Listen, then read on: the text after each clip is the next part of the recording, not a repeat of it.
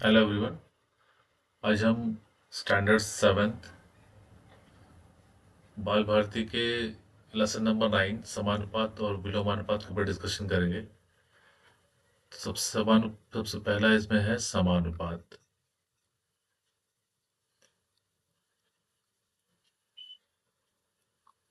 समानुपात है क्या? समानुपात समझने के लिए सबसे पहले हम देखते हैं कि मान लीजिए कि एक पेन है। इसका जो है कॉस्ट है 5 रुपए। अगर 5 पेन का मूल्य अगर हमें जानना है तो ये हो जाएगा आपका 25 रुपए। 10 पेन का मूल्य होगा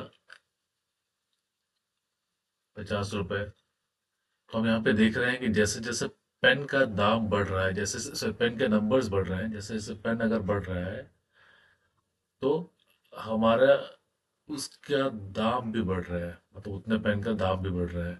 अगर हमें निकालना हो 100 पेन की कीमत कितनी होगी तो ये हो जाएगा 500 रुपये। ठीक है, क्योंकि ये बढ़ रहा है तो ये बढ़ रहा है, तो दोनों समान रूप में चल रहे हैं, इसलिए है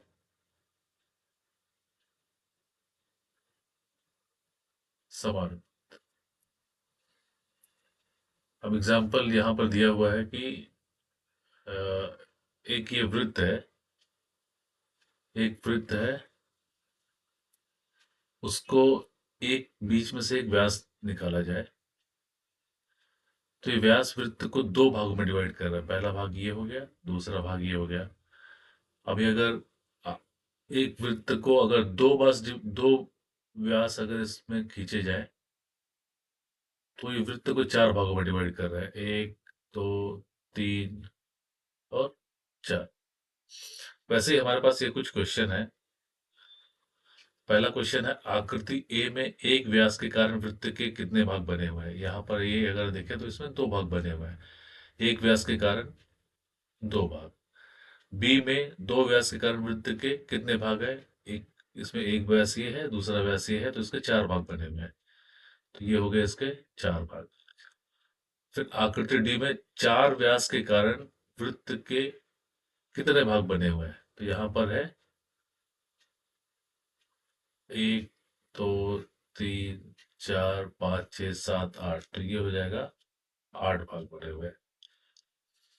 तो अगर हम देखें व्यास की संख्या, पहले में व्यास की संख्या एक थी तो कितने भाग बने थे, दो भाग। दूसरे में व्यास की संख्या दो थी तो भाग बने थे चार। तीसरे में व्यास की संख्या तीन है तो तो हमारे भाग बने हुए हैं छः।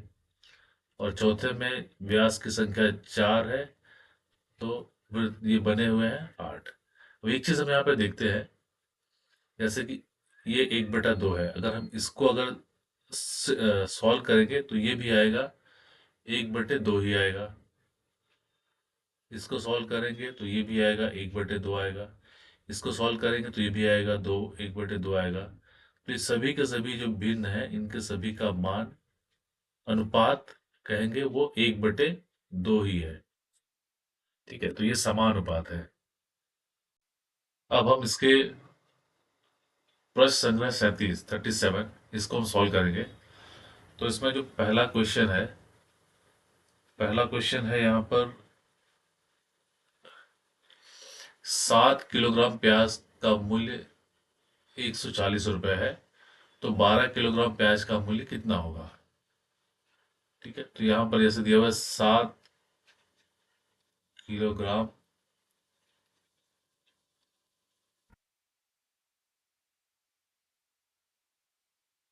प्याज का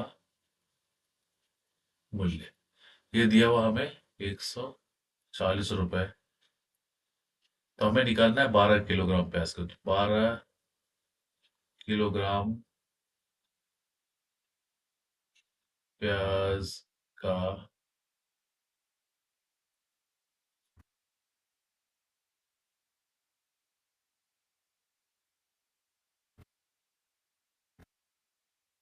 मूल्य, ये हम मान लेते हैं x रुपए।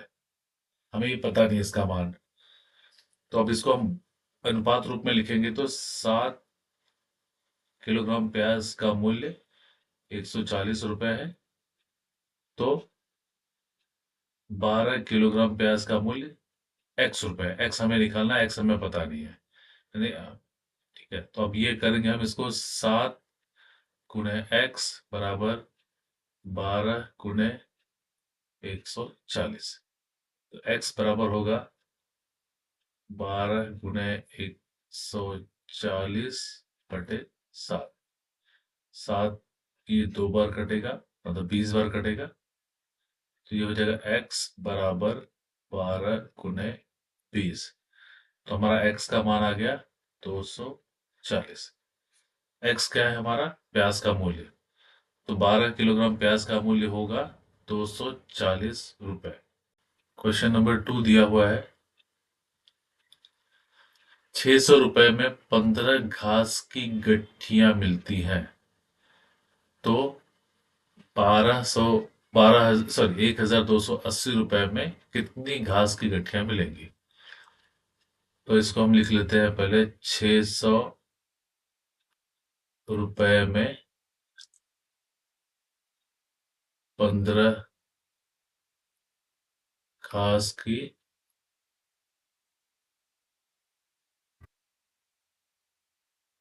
गठियां मिलती है। ठीक है, तो 1280 रुपए में हम मान लेते हैं एक्स गठिया मिलती है, तो हम इसको भिन्न रूप में लिखेंगे। जैसे अनुपात रूप में लिखेंगे, 600 बटे 15 बराबर 1280 बटे एक्स। तो एक्स गुणे 600 बराबर 1280 गुणे 15। ये हमने तिरक गुणा किया हुआ है, तो x बराबर हो जाएगा, यहाँ पर 600 में x में 600 से गुणा किया हुआ है, तो हम इसको इस तरह भेजेंगे तो वो डिवीजन भाग में आ जाएगा।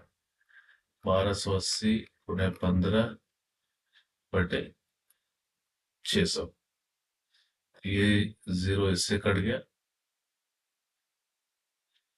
15 एक 15, 15 चौक 60, तो x बराबर होगा 128 बटे 4।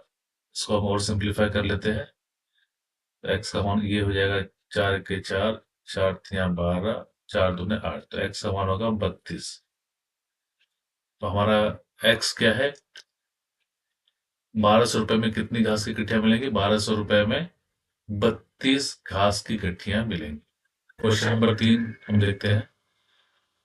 क्वेश्चन नंबर 3 है, प्रतिदिन 9 गायों को 13 किलो 500 ग्राम पूरक आहार लगता है, तो उसी अनुपात में 12 गायों को कितना आहार लगेगा? तो ये क्वेश्चन हम सॉल्व करते हैं, लेकिन इसमें एक चीज देखते हैं, यहाँ पर लिया हुआ 13 किलो और 500 ग्राम पूरक आहार। तो इसको हम 13 किलो 500 ग्राम, इसको हम लिख सकते हैं 13.5 किलोग्राम। ठीक है, जैसे कि 500 ग्राम कितना हो गया? 0.5 किलोग्राम हो गया। इसको सिंपल कर लेते हैं, 13 किलो और 0.5 किलो, ये दोनों मिलके हो जाएंगे 13.5 किलो। बाकी अब हम क्वेश्चन सॉल्व करते हैं। जैसे यहाँ पे दिया हुआ है 9 गायों को 13.5 ग्राम पूरक आहार लगता है, तो 9 गायों को 13.5 किलो पूरक आहार लगता है, तो उसी अनुपात में 12 गायों को कितना आहार लगेगा? तो हमें निकालना है 12 गायों को, हम मान लेते हैं ये x किलोग्राम पूरक आहार लगेगा। ठीक है, तो इसको हम अनुपात रूप में लिखेंगे, तो 9 गायों को 13.5 किलो लग रहा है, तो 12 गायों को x किलो लग रहा है। इसको हम सॉल्व करेंगे, तिरे गुणा करेंगे, 9 गुणे x बराबर 12 गुणे 13.5। अब x में 9 से गुना है, x में 9 से गुना है, तो हम 9 को इस तरफ पक्षांतर करेंगे तो x बराबर हो जाएगा 12 गुणे 13.5 बटे 9। तो x बराबर हो जाएगा, इसको हमें सॉल्व करना है। तो 15 9 135 होता है, 9 9 इक्के 9 हो गया, बचे 4 बचे, ये हो जाएगा 45, तो ये हो जाएगा 1.5। तो n यहाँ पर होगा 12 गुणे 1.5। तो x बराबर हो जाएगा, ये 12 गुणे 1.5 करेंगे तो इसका आंसर आएगा 18। तो ये होगा 18 किलोग्राम। तो इसका उत्तर हो जाएगा 12 गायों को 18 किलोग्राम पूरक आहार लगेगा। Question number 4। क्वेश्चन नंबर 4 है 12 क्विंटल सोयाबीन का मूल्य 36,000 रुपए है। 12 क्विंटल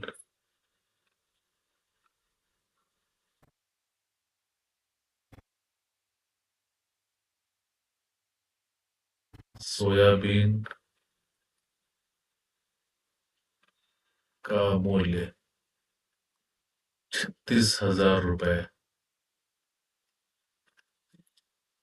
तो 8 क्विंटल सोयाबीन का मूल्य 8 क्विंटल सोयाबीन का मूल्य हम मानते हैं 100 रुपए। अब इसे अनुपात रूप में हम लिख सकते हैं, जैसे कि 12 क्विंटल सोयाबीन का मूल्य 36,000 रुपए, तो 8 क्विंटल सोयाबीन का मूल्य 100 रुपए। एक्स समान हमें निकालना है, तो इस यहाँ पर तिरे गुना हो जाएगा, 12 गुणे एक्स बराबर 8 गुणे 36,000।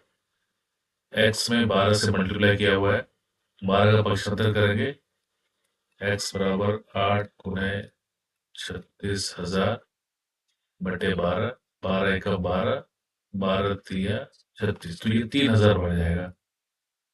तो एक्स का मान होगा 8 गुणे 3,000, एक्स बराबर हो जाएगा 24,000।